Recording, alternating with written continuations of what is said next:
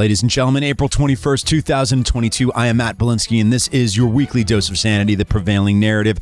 Rapturous joy across the land this weekend in America, particularly for travelers, as the federal mask mandate was struck down by a federal judge in Florida, and no longer the CDC's requirement that everyone has to wear a mask on airplanes, trains, buses, and other public transportation has been put on ice, at least for the moment. I mean, we'll get to the legalities of it, and then we'll get to the sensibilities of it in just a minute or two. But man, I mean, just think about how much tension the flight experience has included over the past couple years. I mean, if you're a flight attendant or someone who works for an airline, I mean, think about the pure volume of tense and hostile interactions that people have had with, trying to obey by these very loose rules in terms of trying to require that people wear masks in settings where you're also allowed to eat and drink, where you kind of have to stay in one controlled setting for hours at a time. Salute to all flight attendants and people who work for airlines, because having to go enforce this, be the tip of the spear, essentially, they've been the foot soldiers of the CDC having to enforce this mask mandate, whether it makes sense or whether they like it or not. And salute to them, and I'm glad that they can get back to some sort of normal semblance of life and not have to just be fighting with passengers all day long. I mean, think about it. Someone could compile the freakouts and the flip outs of passengers and just in fights and hostilities over the past 2 years. Man, it will not be society's finest moment, but it seems to be over for the moment, even though it looks like the Biden administration is going to appeal it. So what happened here? Let's look at this from a legal perspective for a moment. A lot of attention has been directed towards the judge who struck down the mandate. She's a unique case. She was a Trump appointee, was appointed after the election, is one of the youngest, if not the youngest, federal court judges ever. I mean, I think she's only 33 years old. Or was 33 at the time she was appointed. Her name is Catherine Mizelle. Yes, she is. There's no secret of her ideological leanings. She was a clerk for Clarence Thomas. She was involved in, numerous Federalist societies throughout law school in her career. Those are all very much conservative, right-leaning, and very much focused on individual liberty, as opposed to, very suspicious of any government intervention whatsoever. So there's no bones about it. She's a conservative justice, and obviously that's what a lot of critics of her decision are focusing on. As to the decision itself, listen, previously legal decisions in the Supreme Court striking down Biden's OSHA federal vaccine mandate, I think that was done on very sound legal grounds. I think a lot, OSHA was never granted the authority necessary to issue a vaccine mandate, particularly in the limited circumstances. I mean, just the concept that I've harped on at the time was that any sort of restriction or impairment of individual liberty need to be narrowly tailored, and this was just something that was done, with a sledgehammer as opposed to pinpoint. And I think the decision to strike that down was on very sound legal grounds. Admittedly, while I'm supportive of this decision and was against the federal mask mandate, admittedly, I don't think this one was done on as solid legal ground as the opposition to the vaccine mandate. This was all done under the auspices of the Public Health Services Act of 1944, pursuant to which Congress granted the CDC certain authority to address the spread of communicable diseases or other infirmaries via those traveling from outside the United States into the United States and within the United States. So the language of the Public Health Services Act itself, the Surgeon General, with the approval of the Secretary, meaning the Secretary of Health and Human Services, is authorized to make and enforce such regulations as in his judgment are necessary to prevent the introduction, transmission, or spread of communicable diseases from foreign countries into the states or possessions, or from one state or possession into another state or possession. For purposes of carrying out and enforcing such regulations, the Surgeon General may provide for such inspection, fumigation, disinfection, sanitation, pest extermination, destruction of animals or articles found to be so infected or contaminated as to be the sources of dangerous infection to human beings, and other measures as his judgment may be necessary. So I got to be honest, that's pretty broad, right? I mean, whether or not you agree with the authority that Congress granted the CDC there, Congress is elected. They are the legislatures that is the lawmaking body. They are elected officials, and they're allowed to grant an administrative body that level of authority. The question is whether or not the CDC was acting within its authority.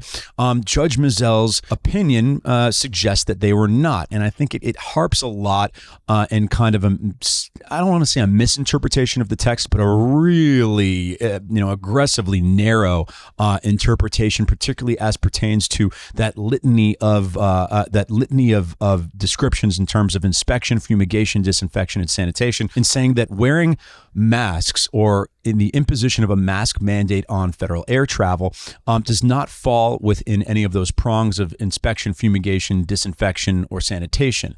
I think that's kind of specious, right? I mean, that's a really limited interpretation, particularly of the term sanitation, and that you would essentially be limiting the CDC to just things having to do with cleaning as opposed to preventative measures like mask wearing. So once again, while I don't agree with, we'll get to it in a second, the mask mandate on airplanes when the masks are not required essentially anywhere else in the world right now, or particularly in the United States, is just nonsensical from a practical perspective. But from a legal perspective, it would seem that it falls within the kind of broad authority granted by Congress to the CDC. Kind of hard to say that imposition of a mask mandate to prevent the spread of a communicable disease does not qualify as fumigation, disinfection, sanitation, et cetera, et cetera. So, and then beyond that, Mizell, she kind of got into kind of a little, in her opinion, a little editorial about personal freedom and individual liberty. And listen, while that's all great, and in many cases, maintaining individual freedom and liberty are, legally sound principles. In this case, I mean, the question is, listen, that's the authority. The CDC had the authority that I just described. So, okay, that accepts that the CDC is in some certain cases going to be contracting individual freedom. And the question is whether or not requiring masks to be worn falls within that definition that I read earlier. It probably does, but regardless, that was the legal ruling. So what was the response to that? And I think also this is also very telling of, do the businesses that were required to enforce the mask mandate realize that it's bullshit, and also understand that it's not something that either its employees or its customers want to abide by? And I think it's pretty proof positive. In direct response, United, Delta, Southwest American, which are the four biggest air carriers in the United States, they all did away with any mask requirement, as did JetBlue, Alaska, Spirit, and Frontier. Few other airlines have followed course since then over the last couple days.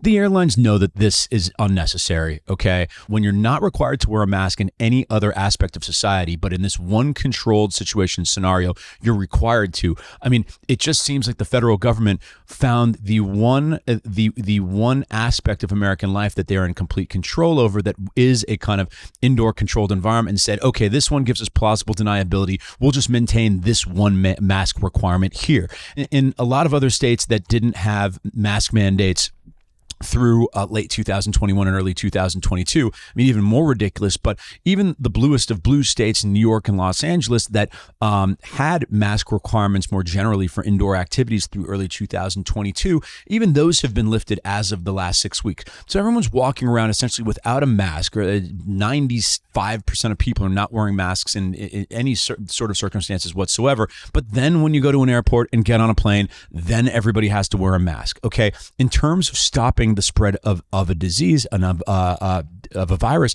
I mean, if everybody's walking around without a mask in every other scenario, period, you can pretty much gauge whether or not the virus is going to spread generally and what the prevalence of the virus is, beyond whether or not the marginal difference in preventing spread by wearing masks 85% of the time on an airplane, because you're still allowed to eat and drink and lift the mask up to eat and drink. What marginal overall benefit does anyone think that is providing in stopping the spread of COVID at this point, right?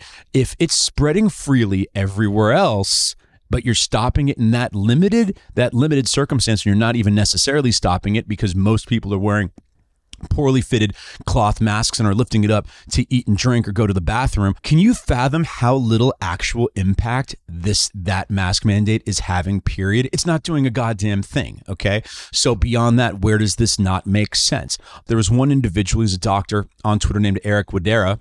It's like he mentions that he feels safe wearing an N95 to see COVID patients in the hospital over the course of 2 years, right? So he understands the COVID patients are not always wearing masks, but as a doctor, he's wearing an N95 to prevent himself from getting COVID or from spreading it to others. But then the response to that is people thinking, well, there's no possible way that one can protect oneself on a plane anymore without universal cloth-based masking that allows for the exception when eating and drinking. Okay, so what's he describing?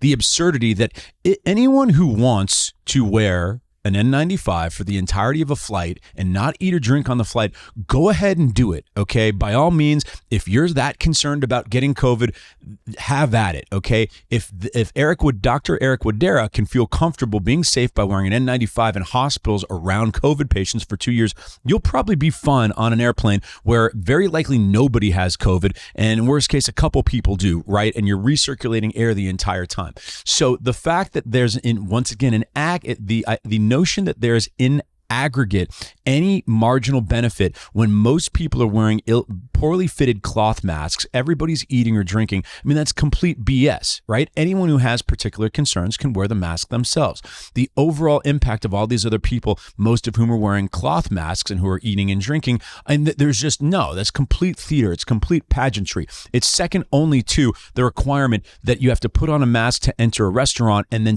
you can take it off when you go sit down. We all know that the mask requirement for 6 seconds while you're getting up and going to the bathroom or leaving the restaurant does not have any marginal benefit whatsoever. So once again, anyone who is that concerned, an N95 mask worn for, almost the entirety of a 2, 3, 4 hour flight, yeah, that's probably going to provide some protection. Not that most people will need it anyways, but go ahead and do it, okay? Requiring everybody else to wear some mask when there's no requirement as to which type of mask to wear is complete nonsense. It has no practical benefit whatsoever. Aside from that, the mask mandate was going to expire a couple weeks ago. Biden extended it into early May, supposedly under the claim that they needed to assess the severity of this new subvariant of Omicron, BA2. Well, they've had time to assess that. And BA2, not that Omicron was really spreading or affecting anything anyways, there hasn't been a bump anywhere, okay? There was the most minuscule, 10% bump in New York, and we were already coming from such a low basis. I mean, you go and look, like COVID prevalence and cases in the hospital and the ICU were at its lowest point since essentially February 2020. I mean, this is non-existent. So going from essentially non-existent to slightly above non-existent, spare me, okay, that was some significant bump that needed to be studied if we want to look at other jurisdictions where this subvariant seems to have hit earlier. Well, in the UK, same thing. They experienced a slight bump just above what their all-time low had been, and then it went and plateaued out, okay? So the jury is in, okay? We know about BA2. It's not another wave of COVID. Omicron, beyond that, then you factor in Omicron's lack of severity in the first place, the even lower severity of the subvariant, and this is not the type of thing that needed to be studied, okay? This is an endemic disease at this point. The numbers are incredibly low, and everybody is going about their business, living their life as they were before, not paying much attention. The only people who are paying attention to this are a handful of hall monitor scolds on Twitter and people in the Biden administration. There's no justification for this whatsoever. Beyond that, do people actually believe that mask mandate, these limited mandates only on certain types of public transportation actually do anything? Do they maintain them? Do other institutions and governing bodies maintain them in place when they don't have to? No, they do not. Illinois lifted its mask mandate on the state's public transportation. Washington, D.C., Philadelphia, all these other jurisdictions on their public transportation, their MTAs, all lifted the mask mandate. New York, of course, goes ahead and maintains theirs. We'll see how long they maintain theirs. But the vast majority of jurisdictions did, the second that they weren't required to maintain the mandate via federal law, once they were given cover to get rid of them, they got rid of them, just like the airlines did, okay? Everybody knows what the general tenor and the general consensus are from businesses, from citizens, and they have, other than the handful of people who are going to keep on wearing masks, there's no desire. There's not public support for this mandate. So what's the Biden administration's response? First off, it was pretty wishy-washy. Okay, they know it doesn't have public support. They know that this makes them look continually suffocating. Like it just looks nonsensical. It's not helping them electorally.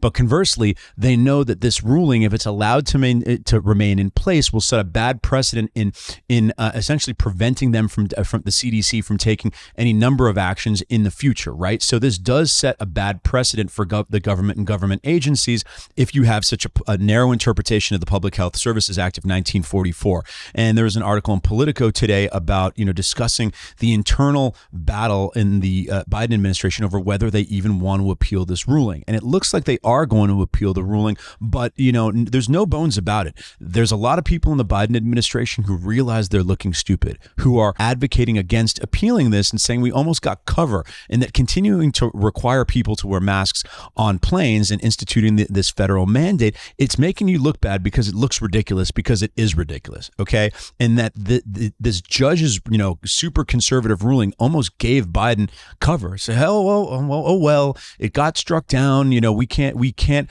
impose the mandate any further. So we're not going to bother you. We're not going to make you jump through the hoop of continuing with this farce. But because they don't want to necessarily hamstring their public health agencies going forward for God knows what contingencies, they may appeal it. I guess it would go directly to the Supreme Court. That should be an interesting session for the Supreme Court, because once again, the conservative slant and bent of the Supreme Court got the ruling on the OSHA vaccine mandate correct. But I think, these conservative justices, I think they may understand that this district court ruling was probably a little too narrow, a narrow interpretation of the text of the legislation.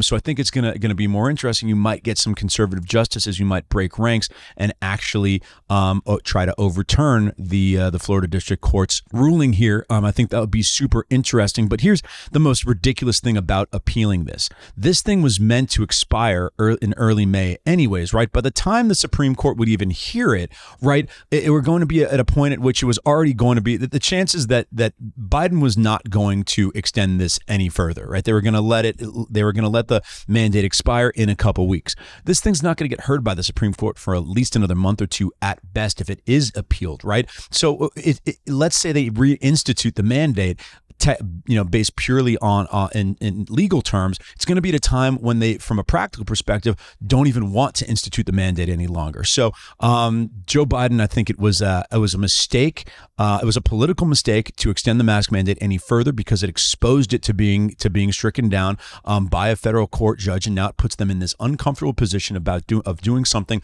they know is not politically popular. So continual political missteps by Joe Biden. One last point on this: the CEO of JetBlue, David Neeleman, I mean, he put it best. He's very supportive of striking down the mandate. And he acknowledges realities that it was incredibly frustrating having to police passengers continually. He knew it made his employees unhappy. It made for a worse travel experience overall. And as he put it, why can the government have the State of the Union without masks when we have to continue to mask people on airplanes? Okay. One of the many contradictions and conflicts and absurdities of continuing to require masks in the most narrow of circumstances. So Joe Biden continues to step on brakes politically. Could be looking forward to, just from a purely legal perspective, an interesting Supreme Court session on this. But for the moment, go book your flights, guys. Flash those pearly whites. Let your freak flag fly, and no more masks on airplanes for the time being.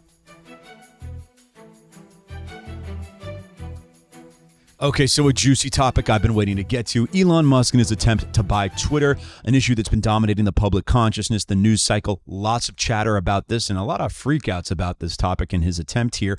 And so I think taking a survey of this issue, we have to wonder, why is this seemingly so important? So it begs a few questions specifically. One, why is Twitter important? Two, why is Elon interested in owning Twitter? Three, why are a lot of people freaking out about this? And four, what would actually change about Twitter, news, information consumption and dispersal in American society if Elon is successful in this attempt. Okay, so everyone seems to question Elon's sincerity when he talks about these various projects or ventures that he contemplates, and one that he contemplated or talked about on social media that he seems to be looking to execute on is buying Twitter.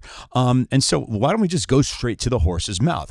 I don't really think he's hiding anything, right? I think he's pretty transparent and sincere in the nature of his interest in Twitter and why he's going after it. So this all kind of started on March 26th when Elon tweets out March 25th, free speech is essential to a functioning democracy. Do you believe Twitter rigorously adheres to that principle? And then he took a poll and admonished his followers and those who participated in the poll to be very careful with their response. Next day, he follows that up with, given that Twitter serves as the de facto public town square, failing to adhere to free speech principles fundamentally undermines democracy. What should be done?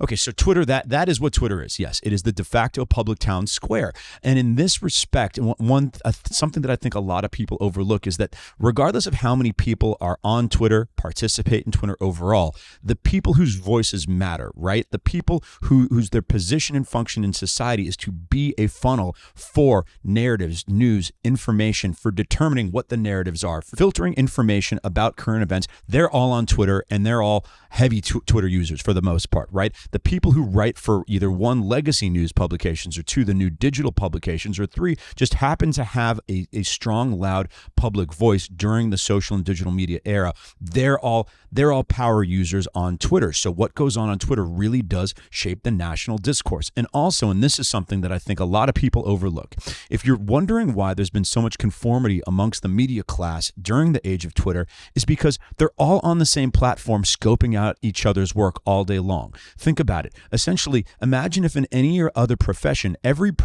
member of that profession had to put their work on kind of a public message board for all their colleagues, not just the ones they work with, but everyone else in their industry to review, look at, ogle, and comment and criticize on a daily basis. If you're a journalist in modern America, that's what you do. Everybody puts their work out there. You're tweeting it out, whether through your personal account or through the account of whatever publication you write for. And everybody else in the media industry, every other journalist gets the opportunity to come to essentially through the same funnel comment on that. And I think that drives a ton of conformity because journalists they're worried about what their colleagues say. Okay, so that is the function of Twitter. It truly is the de facto public town square. And in that respect is not, it's not like other commercial and private companies. It is very much like, the digital version of telecom companies, of the telephone company, right? And it reflects more of a utility and a common carrier than a variety of other public companies. So I think anyone who wants to dispute that, it's not to be taken seriously. Okay, Twitter, for better or for worse, it serves a vital role in modern society and in our democracy. And if you want further proof of that, look no further than Donald Trump.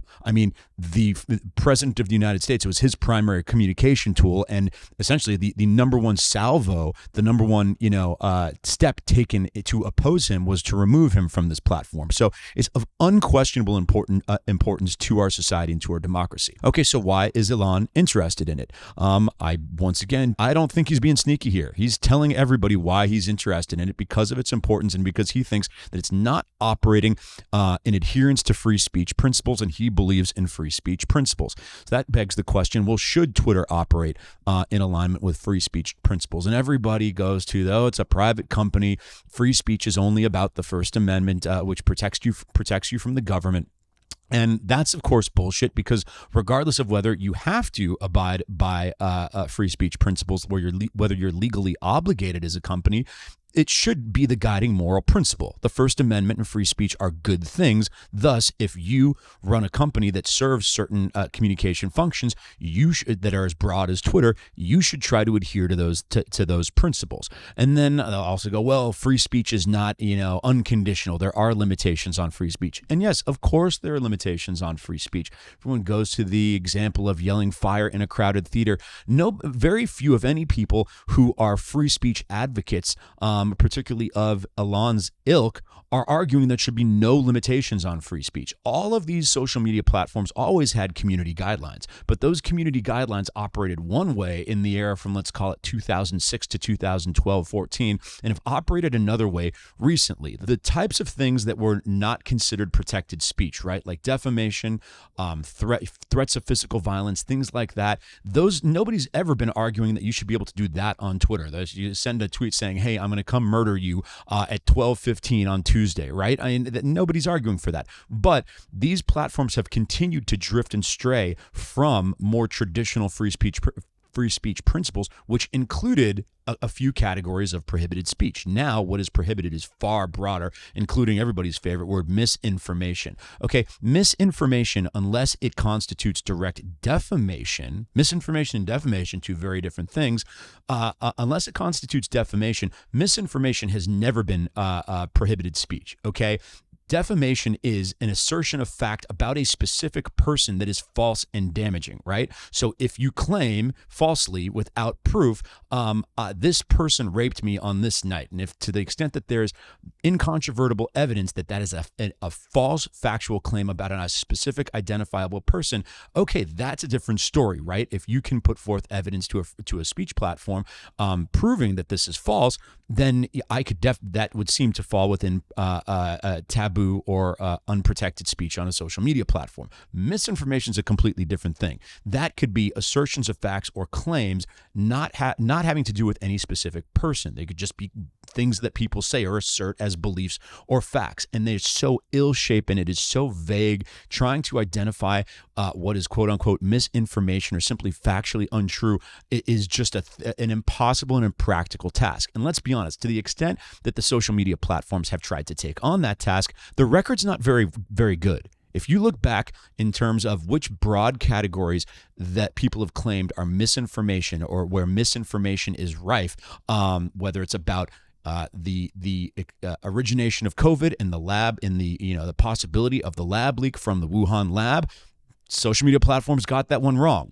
The claims around Donald Trump's supposed collusion or things going on with Russiagate and his involvement or non-involvement with the Russian government around the kind of context of the 2016 election. I mean, no shortage of misinformation or claims about Donald Trump's involvement with the Russians that ended up either being, one, proven demonstrably false, or two, was never proven to be true. The platforms didn't have much of a problem with people making those claims. That was never considered misinformation. Even stuff like the Steele dossier, which was complete nonsense and was never supported in the first place. Okay, anyone who goes and says, someone tweets out that everybody knows that the Russians have a tape of Donald Trump being peed on by some hooker and they're using it to blackmail him, and he's a Russian agent. Okay, no more than a handful of people have put that out on social media, and nobody, it was never identified as misinformation, right? And continually, misinformation only seems to be identified in one direction, right? And we'll get to some people's claims of false equivalency on that in just a second. So why are people freaking out about Elon potentially buying Twitter? It's because, let's be honest, the current censorship regime or content moderation regime on Twitter is there. And like I said, it only moves in one direction, and it is there to enforce conformity around specific narratives, right? Not every narrative. There's diversity of thought around a number of different topics on Twitter, but when things start to get touchy, right, around the touchy, more high voltage topics, okay, if you're concerned, if there's a tangible concern about what you may say that might get you censored or subject to content moderation, it almost universally swings in one direction. So the people who swing in the other direction, the idea that they can no longer enforce narrative conformity concerns them a lot. And then they try to couch it in claims about racism and harassment. And I think it's very disingenuous. But once again, we'll get to more on that in a second. And then also the question of what would actually change if Elon took control.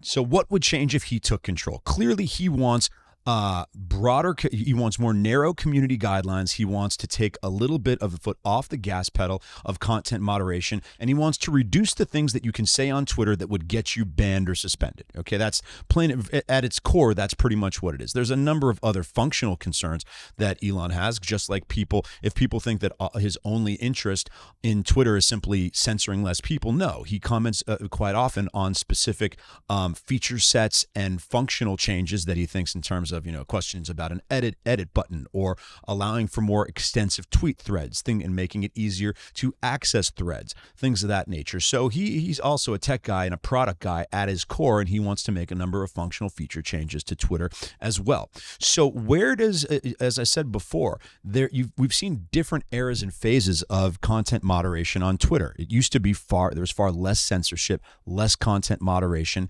and you had to be far less concerned about what you're saying on Twitter back during the early 2010s. So let's look at how Twitter handles this internally. There's something called the Twitter Trust and Safety Council. This was announced February 9th, 2016, and here's the press release from Twitter. On Twitter, every voice has the power to shape the world. We see this power every day, from activists who use Twitter to mobilize citizens to content creators who use Twitter to shape opinion. To ensure people can continue to express themselves freely and safely on Twitter, we must provide more tools and policies. With hundreds of millions of tweets sent per day, the volume of content on Twitter is massive, which makes it extraordinarily complex to strike the right balance between fighting abuse and speaking truth to power. Okay, so they acknowledge it. They know what role Twitter serves and the balance that they're trying to strike between, as they put it, fighting abuse and speaking truth to power, allowing people to express themselves but protecting people from harassment using these digital tools and these channels of communication. That's why we are announcing the formation of the Twitter Trust and Safety Council, a new and foundational part of our strategy to ensure that people feel safe expressing them on Twitter. As we develop products and programs, our Trust and Safety Council will help us tap into the expertise and input of organizations at the intersection of these issues more efficiently and quickly. These will include safety advocates, academics, and researchers focused on minors, media literacy, digital citizenship, and efforts around greater compassion and empathy on the internet. Okay, so here's what Twitter has. They have internal employees who are specifically looking at content moderation from a perspective of making sure that information on Twitter is accurate and that people are not being harassed. But who are these advocates, academics, and other researchers that they're looking to? If you think that these people aren't slanted politically in one direction, you're crazy. Okay, so you have to trust that the sources that they're looking to for input on these issues are even and well balanced and have free speech in mind.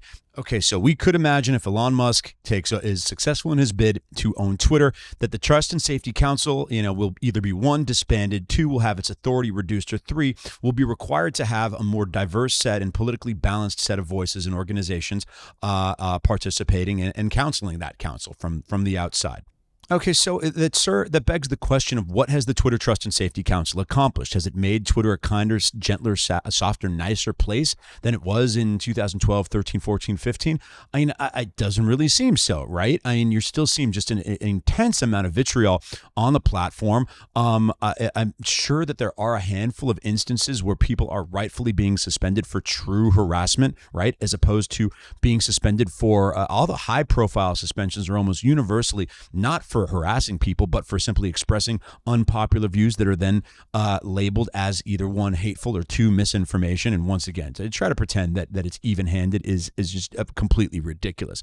So is Elon's bid for Twitter really make Twitter 2014 again? And if he did end up making it 2014 again, does that really change what necessarily does that change about communication on social media platforms and American public discourse? I don't think it changes a ton. So another really interesting perspective was put out there by Mike Solana. He's a tech entrepreneur, venture capitalist, and a commentator on a lot of free speech and political issues. He's got a website called Pirate Wires, which I think is really good. And he always has a really fun and lively and interesting perspective on these things. And here's some of what he some of how he described it. So Wednesday, Twitter CEO Parag Agrawal announced Elon would join the company's board, and Team Ye censorship lost its mind. Their stated points of concern were and remain as as numerous as they are incoherent, as the hive mind hasn't yet settled on a common argument, and almost none of Elon's critics actually believe what they're saying.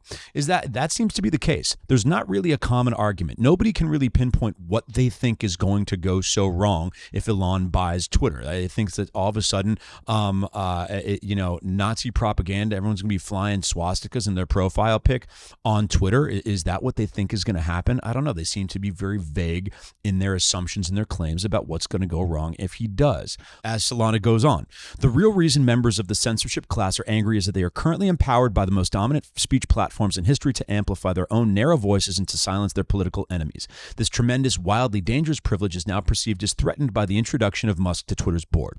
The question is free speech. Elon's detractors believe unfettered conversations are dangerous. Elon believes free speech is essential to a functioning democracy. The censorship people thought they had the game on lock, but power has a way of shifting, which is why the wise amongst us tend to want it balanced. The hall monitors are furious. That's a great articulation of what the reaction around Musk has been. And essentially, they don't have any specific concerns that they can articulate. They know that the platform had been swinging in their direction and willing to enforce their mores and values. And they know with Musk at the helm that they won't be able to enforce that anymore. They know that he's a wild card and that he wants things essentially, more balanced and more open. And when things are more open, they don't get to punish their political opponents as much as they would like to. Okay, let's be honest. That's essentially what it is. He's also has some interesting thoughts on Elon's place in society and as a leader of the tech world. At the time of Steve Jobs' death, there was a popular question of who would assume his de facto position as industry leader. Today, it's hard to even imagine a world in which the role does not belong to Elon. For direction, inspiration, and vision concerning the very best of what technologists have to offer, men and women of the industry point to the man who lands rockets. Unjustifiably, we share his victories, and he stands for our failures. The pressure is unfair, and the kind of teenage boyishness with which Musk approaches social media has always struck me as a bit of rebelliousness in response. It's Elon's kind of tenor on social media. Yeah, it's kind of a freewheeling boyishness where he's having fun, where he believes that there are no boundaries, whether content moderation wise or culturally, right? And he has a different approach. Like, he'll poke fun at people, he'll be a little mischievous, but it's not ill-spirited and it's really not harmful in any way, shape, or form. And the people, the hall monitors, the ones who want to be uptight and want this kind of enforced sensitivity, unless they're the ones being mean, it just eats at them. It pisses them off. As Solana goes on, in this age of social media, it was inevitable a figure of such influence would come to evoke love and hate in intimate, daily measure, the deafening magnitude of which Jobs could not have imagined. But of particular interest is the strangeness with which even Elon's fiercest critics, in derision, cannot help imbue their most hated villain with supernatural, almost godlike powers. This is interesting. That the freak out about what Elon might do to Twitter is evident of his power and of his influence. He's just a guy. He's just a guy who probably wants to loosen the reins and have Twitter do a little less censorship and add a few features. Yet his enemies and his detractors think he's all powerful, like Elon's going to turn this into his own personal fiefdom, even if he could. Look how difficult it is for a company to wrap their arms around the infinite amount of communication and interactions that go on this platform. Like, there's only so much influence that Elon Musk could exert on Twitter, even if he wanted to, right? So it's crazy that they have such concerns. His enemies continue to fan the flames. They're feeding him. They're feeding the mythology of how powerful and supposedly evil this guy is. I don't really get it, right? Well, what has this guy done? He's made it easier for people to make direct payments via digital banking. He's landed a rocket on the moon and created a really fun, interesting car that runs on electricity. Like, what has this guy done that is supposedly such a harm to society? I mean, a lot of people look to what they were trying to tag him on is just that he's so rich and he's not paying his fair share in taxes. Then he goes ahead and pays the largest tax bill in the history of America, $11 billion last year. I mean, at every turn, he seems to negate whatever his opponent's arguments are. So it seems that this freakout is just purely about control. With Elon at the helm, they know that the censorship regime that they are supportive of, that they propagate, that day is over, okay? That's in the dustbin of history. So we've gone over why it's important, why Elon is interested, what people are freaking out about. about and what would actually, we're speculating on what would actually change. Now let's go on to, will Elon actually be able to execute on this purchase? Is he going to be successful in this bid? So clearly he's being opposed. Okay. The Twitter board of directors, and this actually broaches up an interesting point. One of the things that Elon has identified is how little the board of directors owns of the company. A couple days ago, a guy named Chris Bakey, he's the founder of Lasky. He tweeted out a grid listing the Twitter board of directors and their amount of ownership in the company. And I mean, it's minuscule. You've got Jack Dorsey at about 2.2%. Parag, the CEO, is at 0.06%. You've got one board member who doesn't own anything, another one that owns 1/1000th. And I mean, most of the board members here own like 3/1000ths of the company. And I mean, I understand that Twitter's a big company, but these are board members who truly do not have skin in the game. Elon responded to that tweet with that grid. It says, wow, with Jack departing, the Twitter board collectively owns almost no shares. Objectively, their economic interests are simply not aligned with the shareholders. I think that's a really interesting point. Okay, so these shareholders who have very little stake, first off, I mean, most of them, you look into their backgrounds, I mean, they don't necessarily seem qualified to be directing the most important communication platform in the history of the United States. Their past experiences do not have relevance to that. But aside from that, they go ahead and they institute what's called a poison pill, which in response to Elon's, essentially in response to Elon's offer, which was about $43 billion, he currently owns about 9% of the company. They institute a new rule that if anyone acquires more than 15% of the company, they'll flood the company with new shares, dilute everybody's ownership, and kind of squeeze that holder down, right? That's called the poison pill. So, I mean, how could someone theoretically get around that? One, if Elon was able to find other people who were aligned with his interests who all wanted to then a couple people who wanted to accumulate, let's call it 10, 13, 14% of Twitter up to the poison pill threshold, and then combine with those individuals to take majority voting control of Twitter, he theoretically could do that. I mean, the one name that keeps on getting kicked around for that is Peter Thiel, and I'd be shocked if Peter Thiel is sitting this one out on the sidelines. He seems to have a lot of interest in these issues. And so beyond that, what cards does Elon have to play?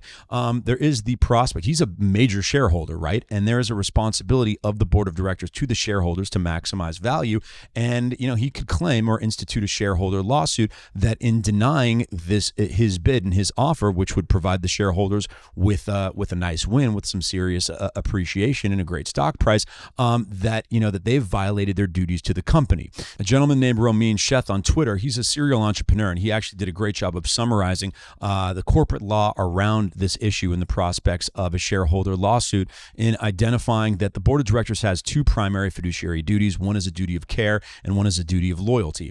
The duty of care is a requirement that the board makes decisions with reasonable diligence and prudence. The board must, one, be assured that they have the right information to act, and two, devote sufficient time to review the information, right? So in response to a purchase bid, they have to show that they took the time to look into it, to analyze all the proper information to determine whether or not to take the offer. Beyond that, the duty of loyalty is the second fiduciary duty. It necessitates the board act in the best interest of shareholders and doesn't put personal interest ahead of these interests. For instance, directors can't have an undisclosed interest in the transaction that is different from stockholders. So if Elon wanted to bring a lawsuit against the board of directors, against the company for turning down his offer, he'd have to show that they violated one of those two duties.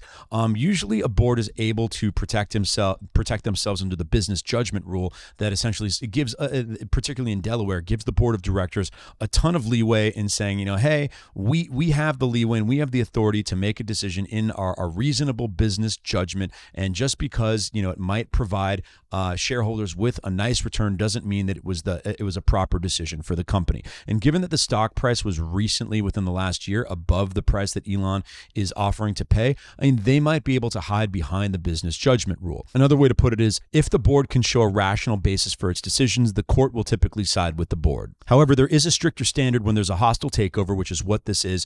In that case, the standard is when directors unilaterally adopt a defensive mechanism, such as a poison pill, then the defensive mechanism has to pass a more strict test of reasonableness reasonableness and proportionality. So that's what Elon would be going after, claiming that, that the defensive mechanism that they took in instituting the poison pill was not reasonable nor proportional. And also, I'm sure he would make the claim that the board is cutting their nose to spite their face, and preventing shareholders from assuming significant returns just because they're not a fan of how culturally and politically Elon is intended to run the platform if he is successful in his bid.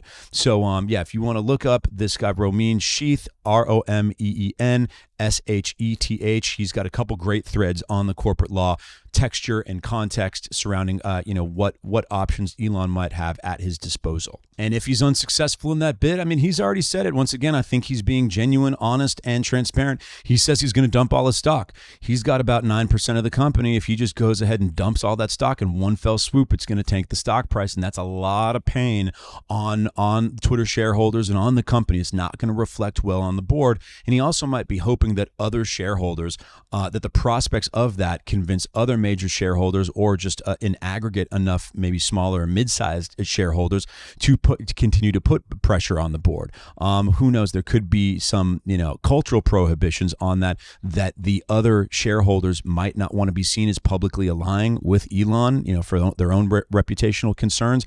Admittedly, I'm not familiar with what the timeline is here. I'm sure we will start to get some movement on this one way or the other.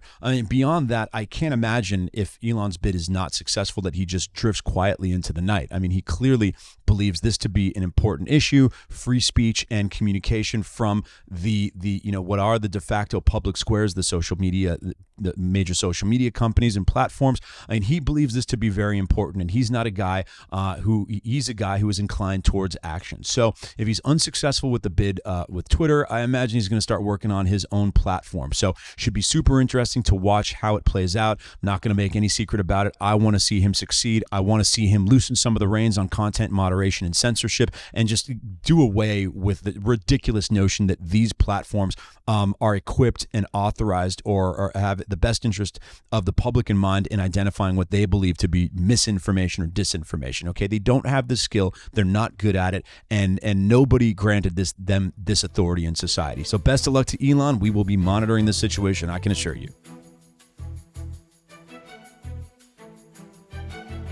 Okay, another big battle in the culture wars this week. Taylor Lorenz versus the Libs of TikTok. So who are the players in this battle? Okay, Taylor Lorenz is someone who fashions herself, quote unquote, a tech reporter. She currently works for the Washington Post. She used to work for the New York Times. She recently left, making no shortage of enemies in the process at the New York Times. A bunch of snide remarks as she exited that institution. So Taylor is a woman in her early 40s, I believe, who, it kind of embeds herself with players involved in teenage digital stardom, right? Big TikTokers, Instagrammers, and tries to write think pieces on them and whatnot, and decides to kind of inject herself into a lot of controversies in those worlds, and a lot of situations where people are getting canceled for supposed bad behavior, whether it's managers who are claimed to have, mistreated their TikTok or Instagram or YouTuber clients, people who might, some of these digital stars, mostly very young people who might have engaged in some wrong act or whatnot. She very famously got egg in her face on Clubhouse late 2020 when she falsely accused venture capitalist Mark Andreessen of calling someone a retard in a room, and it wasn't Mark Andreessen. It was clearly a bad faith and kind of embarrassing and juvenile attempt by Taylor Lorenz to attack and fabricate malfeasance against someone that she considers a political enemy because, hey, Mark Andreessen is on the side of free speech, does not have much love or affection for liberal causes, and Taylor Lorenz is out playing moral enforcer. She's the Wicked Witch of cancellation. She wants to find reasons to cancel people. She's a political operative, okay? The idea that she is a quote-unquote journalist just looking to do stories and explain to people the world of digital media and digital stardom and digital talent, that's kind of laughable. She's out there to find controversies, inject herself into them, and try to use her platform to punish those that she thinks are guilty of wrongdoing. Libs of TikTok. This is a Twitter and an Instagram account that, for the most part, pretty much just takes videos that are already publicly available on TikTok that certain TikTokers put out there that display people engaging in kind of weird or perverted or strange behavior associated with modern progressivism, whether it's talking about, their own white guilt and engaging in self-denunciation rituals and engaging in strange, weird racial pathology, or more so in what led to this controversy in this battle, strange sexual proclivities, gender ideology. Many times the people in these videos kind of adopt a strange, progressive, artsy aesthetic with dyed green hair and nose rings and this and that. But think about the types of strange and kind of extreme radical racial and gender politics that you see on the progressive side. And these Libs of TikTok puts this on display. But once again, it's almost predominantly, and I think universally, simply reposting videos that people have deliberately and voluntarily already put out there. It's letting the videos speak for themselves, and the videos happen to elicit a reaction, right? And so the account has become prominent, has become popular because it's finding strange stuff to show. Okay, it's finding people engaged in very odd behavior, and it's putting that on display, and it's eliciting a certain reaction, right? If the behavior on display did not elicit certain reactions, the account would be irrelevant. This wouldn't be an issue in the first place. But because in a lot of instances, a lot of the people that appear on the Libs of TikTok account and are engaging in this strange behavior that they're sharing on TikTok, they end up being school teachers. And many times school teachers for very young children.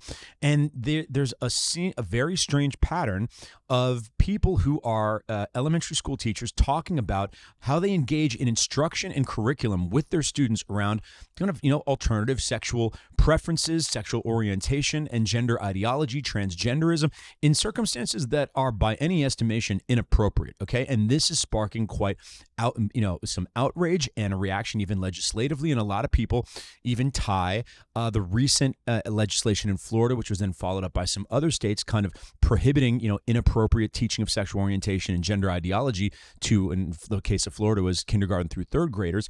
Where some people are even saying that the videos that Libs of TikTok posts are in certain respects motivating this legislation. And I don't think that's actually too outlandish of a claim. This account is having its content is very viral. I mean, this account is making an impact one way or another on the public discourse. So Taylor Lorenz decided to do what I'm sure she would call a profile on and try. This was so Libs of TikTok was an anonymous. Okay, it did not have a name behind it. Right. Taylor Lorenz took it upon herself to go and try to expose a quote unquote dox, or expose the identity of the person behind the Libs of TikTok account. Okay, and as this story was approaching being released, the Libs of TikTok account was trying to put Taylor Lorenz's behavior as a journalist on display and published a bunch of the materials. And here was Lorenz's message to the Libs of TikTok account, essentially trying to elicit commentary for the story. From Taylor. Hi, I'm just following up here. You've been mentioned as the administrator of the Libs of TikTok account on Twitter, and I need to turn my story in today. Is that your account? Please let me know ASAP, because listen to this. You're being implicated as starting a hate campaign against LGBTQ people. If you're unaffiliated with the account, I want to be sure to set the record straight. Okay, so listen, this was not a profile, right? This was not just trying to explain a newsworthy account or a newsworthy person to the public. This was an attack. This was political opters. This was activist journalists that there was an accused that literally an account that literally just reposts videos that people voluntarily put out into the public sphere on TikTok. Simply reposting those videos is inciting a hate campaign against the LGBTQ community. Okay. So we know what Taylor Lorenz was trying to do here, and then becomes a conversation of, is this proper journalism? Do you dox private citizens? Is there any, not a guarantee, but expectation of privacy if you don't want to be exposed on the internet and you choose to have an account that is anonymous unless you're engaged in some real wrongdoing? Should you be able to remain anonymous? And Taylor Lorenz and the accusations are that this person was engaged in wrongdoing and thus deserved to be exposed. Once again, inciting a hate campaign. Okay, so let's look at the question of, are they inciting a hate campaign? Well, here's the thing. It's hard to claim that someone's engaging in a hate campaign when you're literally just just mirroring people's behavior and content out to the world, okay?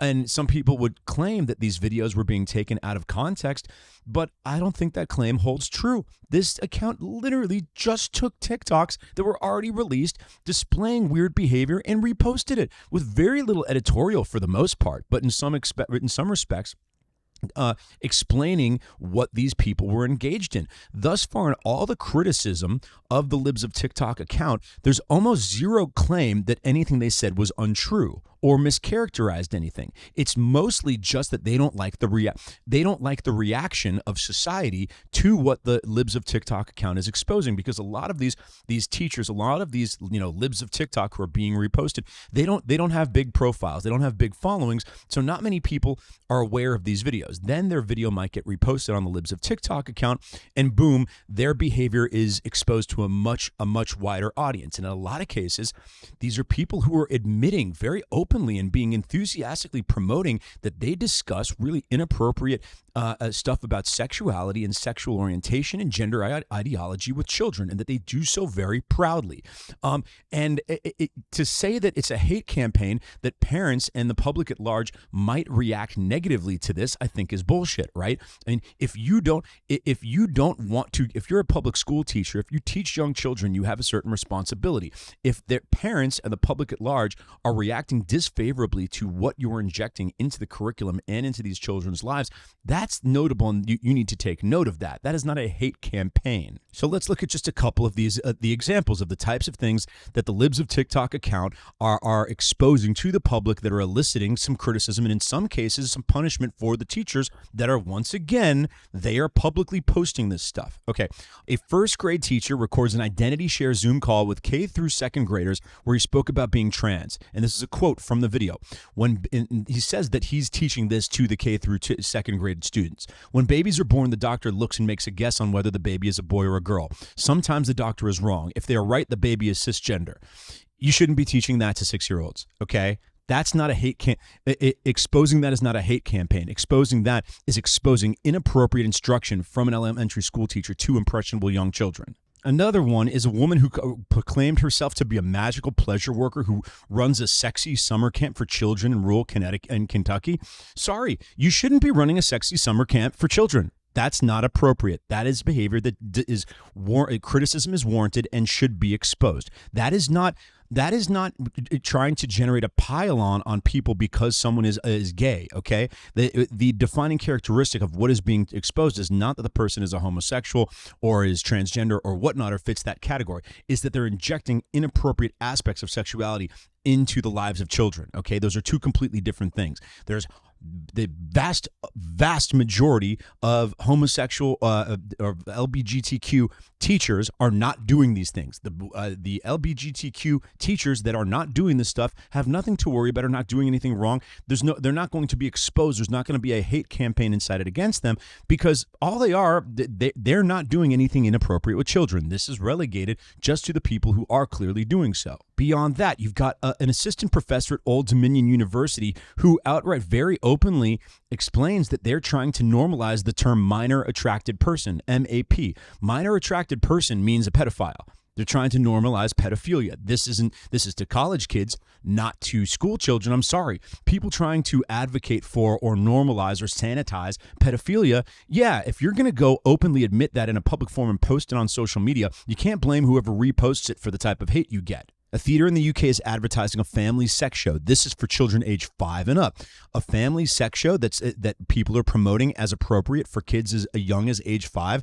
That is not okay. Once again, not a hate campaign. Exposure of perverted behavior that deserves public censure. Okay, so there's definitely an argument that the woman behind this account, her name turns out to be Shia Raichik. She's actually an Orthodox Jewish woman from New York and a real estate agent. There's definitely an argument to be made that what she is doing has such impact and is now a matter of public concern, and her identity is newsworthy, and there's no breach of journalistic ethics to go and discover that and expose who this person is. But it's clearly being done by Taylor Lorenz in a way to portray her as inciting hate campaigns. Listen, some of these teachers who are exposed, once once again, from their own videos they're posting on the internet, okay, some of these teachers are suffering professional consequences because elementary school curriculums and teaching children is not a free marketplace of ideas, okay? There's a responsibility given by the citizens to the public school system to properly instruct and treat the children that it puts in its care, okay, while parents are at work during the day and while the children are being educated, okay? So the idea that,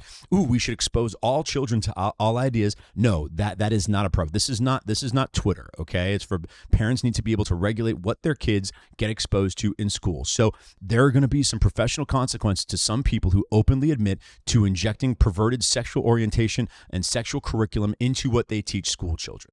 Okay, so look who's doing this. This is the ultimate cry bully, Taylor Lorenz. She calls any criticism of her on the internet, and listen, she gets a lot of it, as harassment, right? But sorry, Taylor, you're the one who's injecting yourself into these controversies. If you want to go play Wicked Witch of cancellation, then you're gonna have. If you don't want to deal with the heat, then get out of the goddamn kitchen. Okay, the internet is a harsh place. You're not the only person who has people criticizing them, attacking them, and in certain cases harassing them. This.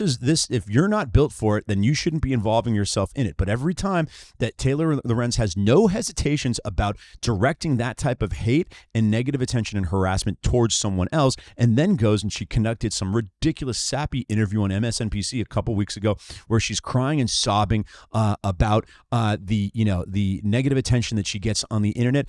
I'm sorry, you're not getting any sympathy from me, Taylor. Okay, you want to be someone who is going and trying to incite hate mobs and smear campaigns against others. You may think it's morally justified, but if you want to be that person, you got to accept that you're in the trenches, okay, and there's going to be some blowback.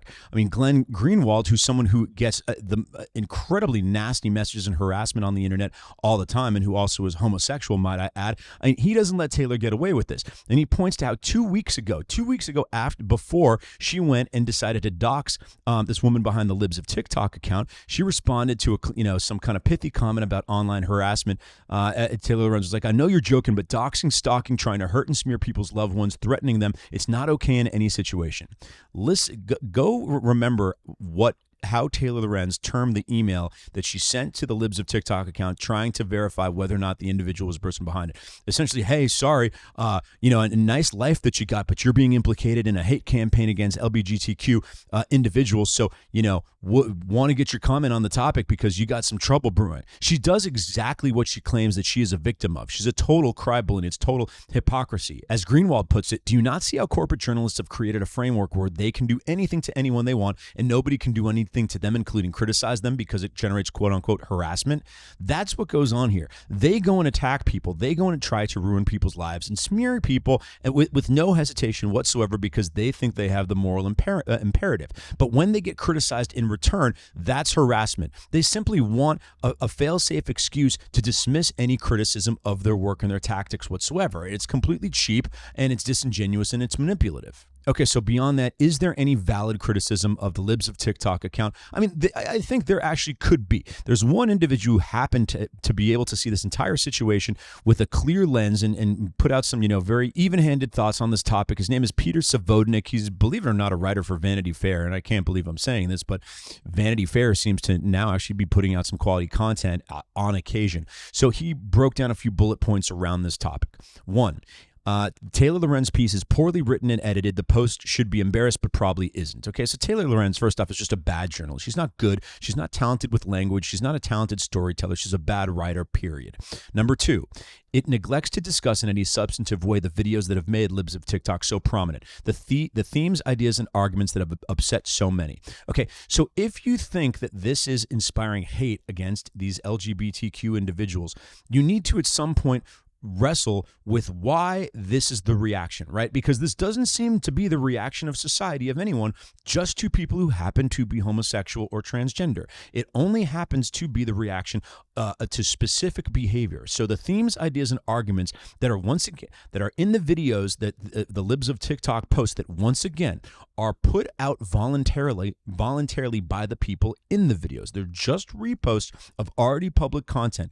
Taylor Lorenz makes no effort to actually wrestle with whether or not what's being portrayed in these videos is appropriate or whether it is justified and valid that a lot of parents find this stuff to be offensive and troubling and worthy of contacting schools and school school districts for potential consequences. He goes on, in an ideal universe, it would have reported on the content that has outraged so many parents. The role of the reporter, presumably, is not to decide whether those parents should or should not be outraged, but to delve into the anger to try to make sense of it. And that's perfect. That's exactly it is pure judgment on Lorenz's part, right? That she believes whatever the reactions are to the Libs of TikTok videos are mean and evil and wrong, and there's no attempt whatsoever to examine why or how or see if there is validity to the anger and outrage in response to them. But Lorenz was apparently uninterested in all that. That would have required empathy. Her piece reflects the brokenness of mainstream media discourse, which doesn't engage but talks past, trafficking in half-truths and ad hominem attacks in pursuit of ever-narrowing slivers of audience. The thing is, as its audience has grown, Libs of TikTok has gotten worse. Its videos have shifted from the undeniably outrageous to those that are up for interpretation. In a rush to placate the likes of Tucker Carlson, it has lowered its standards. Finding good stuff is hard. Listen, that is a valid criticism because it acknowledges that the Libs of TikTok does expose a number of videos that are undeniably outrageous, that do show bad behavior, including oftentimes bad behavior from those that are teaching children, right? So they acknowledge that there's a reason this account is popular. There's a reason this account is impactful, okay? And not everyone who finds the things posted on that account off-putting is out of its mind. And they do acknowledge that some of the videos now, because let's be honest, the videos that are put out through Libs of TikTok are intended to elicit a response, are now shifting to some videos that may not be so outrageous, that may just be some homosexual people going about their lives or describing, how incidentally their sexuality came up in a classroom setting or at their job or whatnot. Okay, so fair enough that it might be casting too wide a net, and that some of the people in the videos that it's portraying are not actually doing anything that perverted or depraved or worthy of criticism. Okay, so I think that's completely valid. As he goes on, a better piece would have traced this decline and then asked the question, can one build an audience while staying honest? Or must a good idea, spotlighting bad teachers, melt into schlock that undermines the cause? I doubt it. And what is the impact of that on our politics? Now, this would be a helpful exercise. If someone who had followed Savodnik's instructions here, trying to understand what this says about culture, is, what is this account doing that is good, that is bad, that is neutral, and unpacking that from there. But she doesn't do anything of the sort because she has no interest, okay? She's a political operative masquerading as a journalist and not a very good one. So it doesn't seem like this is slowing down the Libs of TikTok account. I think it has gained about 200,000 followers since the hit piece ran. So Taylor Lorenz's tactics and her objectives in doing what she's doing, I don't think they're long for this world. I mean, I know some people who know her. I know some people who've worked with her. She's making lots of enemies around town, and eventually the Washington Post is going to get tired of her bullshit, just like the New York Times got tired of her bullshit. But this battleground as part of the culture wars, let's be honest, this is what it is. Young lesbian, gay, bisexual, transgender teachers who do not think that they should have any limit on teaching about alternative sexuality or sexual orientation or gender ideology, no matter the age of the people that they teach. This is going to be a battleground in the culture war, American culture wars, and the parents' rights movement, which has sprung up and which is gaining steam quite a bit. A fascinating topic, I believe, and one for both for good and for bad. I believe it's a fascinating topic, but one to continue to monitor. So everybody, thank you so much. Between the mask mandate, Elon and Twitter, Libs of TikTok versus Taylor Lorenz, culture wars heating up this week, as I'm sure it will continue to stay hot. And here at the Prevailing Narrative, we will be here to report on it all. So thank you so much. Talk to you soon.